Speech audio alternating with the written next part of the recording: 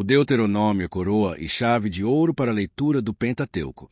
Com os Salmos e Isaías, faz parte da trilogia mais influente de todo o Antigo Testamento. A sua influência sente-se na escola conhecida como deuteronomista, a qual se deve grande parte da redação e composição final dos livros que vão de Josué ao segundo livro dos Reis e ainda do livro do profeta Jeremias. A sua relevância nota-se igualmente na maneira como seu estilo ressoa nas palavras de Jesus, sobretudo no Evangelho de Mateus, e no Novo Testamento em geral.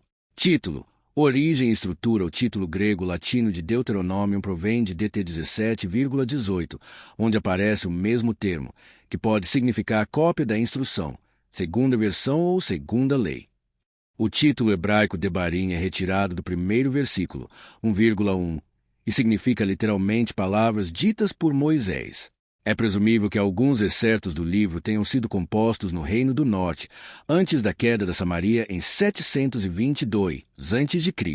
Estes tiveram certamente uma expansão significativa durante uma primeira reforma religiosa iniciada por Ezequias, 716-687 a.C., e, ainda mais, na reforma político-religiosa empreendida pelo rei Josias, 2 RS 22,8.11, 23,221.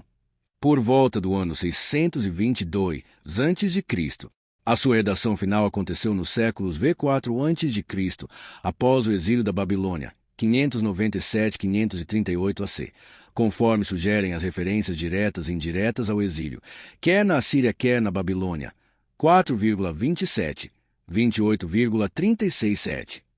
Como causa para o exílio, o Deuteronômio apresenta a infidelidade à aliança. O Deuteronômio é uma longa homilia, proferida no último dia de vida de Moisés na planície de Moab. Os seus 34 capítulos podem dividir-se segundo o seguinte esquema: um primeiro discurso de Moisés, introdução 1,15 e discurso 1,6, 4,43, 2. Segundo discurso de Moisés, 4,44, 28,68.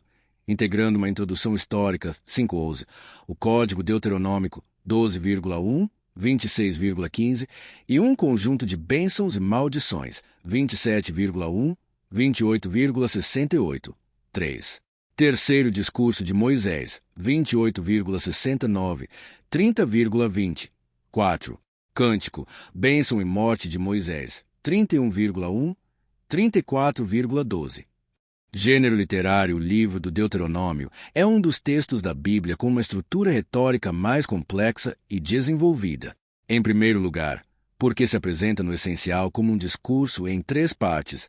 Em segundo lugar, porque associa vários gêneros literários como o discurso de despedida de Moisés, a designação de Josué como sucessor e os textos de aliança, segundo o modelo típico do Próximo Oriente Antigo. A sua tipologia é, pois, essencialmente do gênero discursivo, adotando um estilo exortativo e profético, dentro do qual se inserem algumas narrativas. As frases são estereotipadas, insistentes e repetitivas, pleonásticas e grandiloquentes.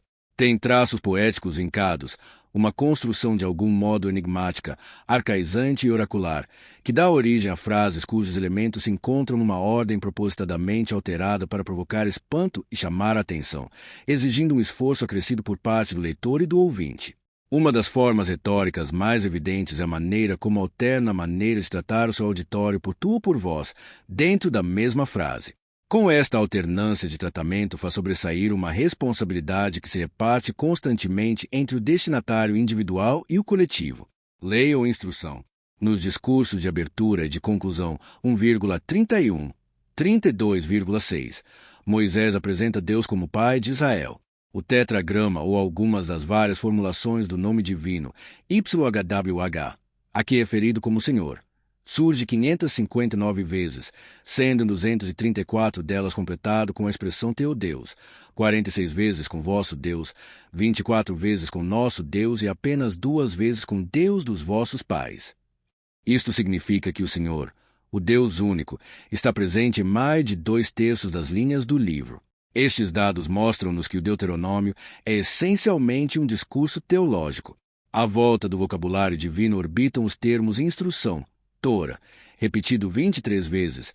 Ele é tradicionalmente traduzido por lei, mas o seu significado é, em primeiro lugar, ensino ou instrução e é de uso bastante frequente. Realmente, no Deuteronômio, bem como no conjunto do Pentateuco, este termo Torá cruza-se frequentemente com diversos outros como decreto, mandamento ou sentença. Mas, apesar da tonalidade jurídica do texto, sublinha-se a relação que Deus quer estabelecer com Israel. Foi ele que o escolheu para seu povo e a relação entre ambos deve ser conduzida pelo amor. A este povo que ele ama, Deus entrega a terra, umas vezes em herança, como oferta gratuita e sem esforço, outras vezes para dela tomar posse, reclamando uma participação ativa e empenhada. A pessoa individual, designada como homem, mulher ou mesmo ser humano, Adão. Deus pede amor com todo o coração, toda a alma e todas as forças, confronte com 6,5. O termo hebraico nefesh, traduzido habitualmente como alma ou vida, significa também o alento, a respiração, exprimindo o último resto de força e de resistência física. Expressões de violência, um dos aspectos do Deuteronômio e do Antigo Testamento, em geral, que costumam provocar algum incômodo nos leitores contemporâneos, é o nível de violência referido e definido no livro. Particularmente difícil para a sensibilidade de hoje é a instituição do Éden, que significa anátema ou extermínio absoluto de homens, mulheres e crianças, 2,34, 3,6, 7,26, bem como proibição de se aproveitarem os despojos no contexto da guerra. Em primeiro lugar, convém reconhecer que estes textos se referem a um tempo de há mais de 2.500 anos, em que a convivência social e étnica era particularmente violenta. Várias vezes o extermínio dos adversários parecia ser a única estratégia possível de sobrevivência. Em segundo lugar, as evidências arqueológicas não comprovam a tese da aniquilação progressiva e total dos habitantes do país. Aquilo que aconteceu foi uma mistura entre povos com assimilação mútua, até porque Israel não tinha poder militar suficiente para realizar semelhantes chacinas. Por outras palavras, grande parte das prescrições violentas do Deuteronômio são recursos literários e retóricos para chamar a atenção sobre a seriedade da palavra divina. Outro aspecto que afeta a nossa sensibilidade é a pena de morte aplicada em várias circunstâncias, 13,10, 21,21, 22,22 e a lei de Talião, 19,21. Neste caso, devemos considerar ambas as prescrições no contexto de sociedades ainda algo primitivas, nas quais estas medidas serviam para evitar a aplicação excessiva da vingança por iniciativa privada e a título pessoal. Trata-se dos rudimentos de um sistema judicial e penal que, em vez de ser considerado de autoria divina, deve ser considerado como tolerado pela misericórdia divina, em ordem à plenitude da revelação alcançada somente em Jesus Cristo e no mandamento novo do amor. Pureza e centralidade do culto, o livro do Deuteronômio refere-se 22 vezes ao lugar que o Senhor escolheu. Confronte com 12,5.11.314. Este lugar aparece como um termo técnico que, de forma geral, designa a cidade de Jerusalém, em particular, o seu templo como sendo o lugar onde deveria ser prestado culto a Deus. Esta centralização do culto foi a principal medida da reforma religiosa do rei Josias, 2 Reis 23,15-27. A purificação do culto e extinção do paganismo ocupam o centro do livro, na seção das prescrições religiosas, 12,1, 18,22. Fazendo-se eco destas questões, Jesus, segundo o Evangelho de João, 4,19-20, aparece falar com a mulher samaritana sobre o lugar em que se deve adorar a Deus, que já não será o Monte Garizim nem Jerusalém. Deus deve ser adorado em espírito e verdade.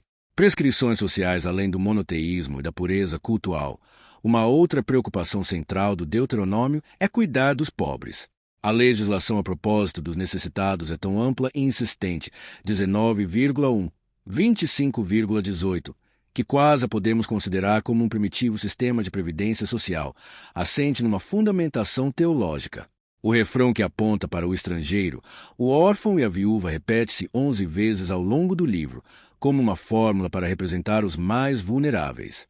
A estes elementos mais frágeis da sociedade acrescentasse, por vezes, o levita. As afirmações de Jesus, dizendo que quando deres um banquete, convida os pobres, LC 14,13, e pobres, sempre os tereis convosco, Jô 12,8. Chegam ao mesmo resultado na observação da realidade e retomam diretamente vários versículos do Deuteronômio, 15, 4.7.11. Reflexos no Novo Testamento para além do discurso sobre o lugar do culto, o cuidado com os pobres, a homilia sobre o escuta, Israel, Mac 12,29-30 par, e outras referências. Muitas atitudes e palavras de Jesus testemunhadas nos Evangelhos e no resto do Novo Testamento dependem claramente da linguagem e dos temas do Deuteronômio. De facto, o Sermão da Montanha em MT 5 e muitos outros textos apresentam Jesus como o novo Moisés, o profeta esperado, C34. E, ao citar amplamente o Deuteronômio para fundamentar o testemunho do Pai a seu respeito, MT 18,16, Jô 5,31.37, 8,16-17, o próprio Jesus conclui, dizendo: Moisés escreveu a meu respeito, Jô 5,45. Finalmente, a carta aos Hebreus, ao apresentar Moisés como prefiguração de Cristo, considera-o digno de uma glória infinitamente maior.